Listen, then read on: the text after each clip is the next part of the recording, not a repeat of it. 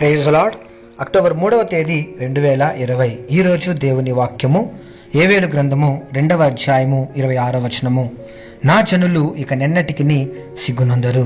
అవును క్రీస్తునందు ప్రియులారా, దేవుని ప్రజలముగా ఆయన స్వాస్థ్యమైన జనులుగా మనము జీవిస్తూ ఉన్నప్పటికీ ఎన్నో సందర్భాలలో మన చుట్టూ ఉన్న పరిస్థితులు మనకు అవమానమును, నిందను, సిగ్గును కలిగించినవిగా తటస్థించినప్పుడు మనము కృంగిపోతూ ఉంటాం.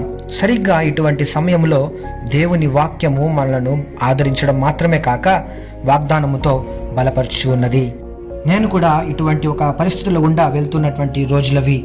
నాకు బాగా గుర్తుంది. ఉదయం 3 గంటల సమయంలో నేను బహువేదనతో ప్రార్థిస్తూ ఉన్నాను. ప్రభువా, నీ బిడ్డనైన నన్ను సిగ్గుపడనివ్వకు. ఇదే ప్రార్థన చాలా రోజులుగా చేస్తూ ఉన్నాను. ఒకరోజు ఉదయం 3 గంటలకు మెల్లని సముద్ర జలముల వలె ఘోషించు ఒక దివ్యమైన స్వరము నా హృదయంలో నుండి వినిపిస్తూ ఉంది. నిన్ను సిగ్గుపడనివ్వను, నీవు సిగ్గుపడనక్కర్లేదు అన్న ఈ స్వరము వినగానే నాలో నిజమైన సంతోషము, ఆనందము మరియు నెమ్మది అనుభవించాను.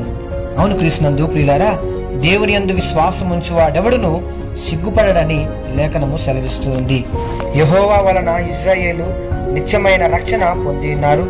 మీరు ఎన్నటెన్నటికి సిగ్గుపడకయు విస్మయమొందకయు ముందురు. ఈ వాక్యం వింటున్నటువంటి నా ప్రియ సహోదరి సహోదరుడా, దేవుని యందు విశ్వాసము, నిరీక్షణ ఉంచుము.